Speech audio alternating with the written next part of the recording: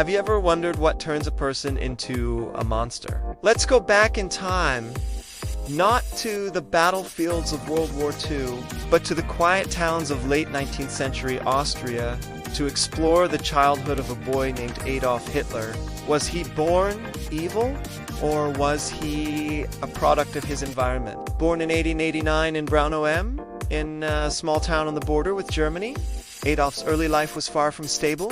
His father, Alois Hitler, was a customs official, a strict and often harsh man with a short temper.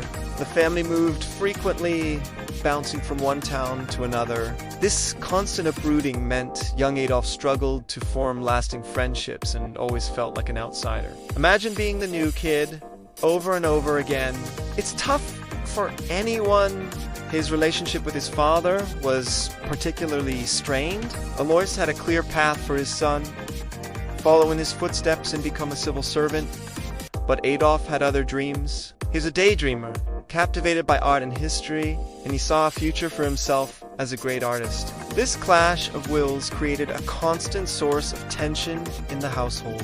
While his father was rigid and demanding, his mother, Clara, was doting and protective, often shielding him from his father's wrath. This dynamic likely created a very confusing emotional landscape for a young boy.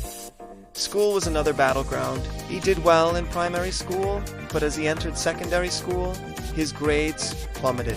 He wasn't unintelligent. He was simply uninterested in subjects that didn't capture his imagination. He excelled in history and art, but failed in math and science. He was a rebel without a clear cause, pushing back against the authority of his teachers and the future his father had planned for him. When Adolf was just 13, his father died suddenly.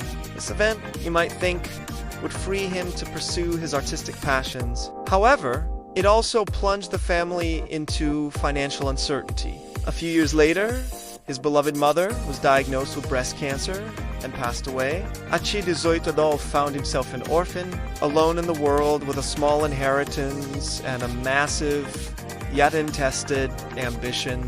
He packed his bags and moved to Vienna, the glittering capital of the Austro-Hungarian Empire, determined to enroll in the prestigious Academy of Fine Arts. This was his chance to prove his father wrong and become the great artist he always believed he was destined to be.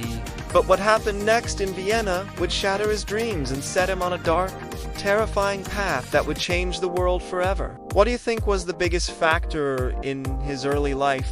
The relationship with his father, the loss of his mother, or his artistic failures? Let me know in the comments.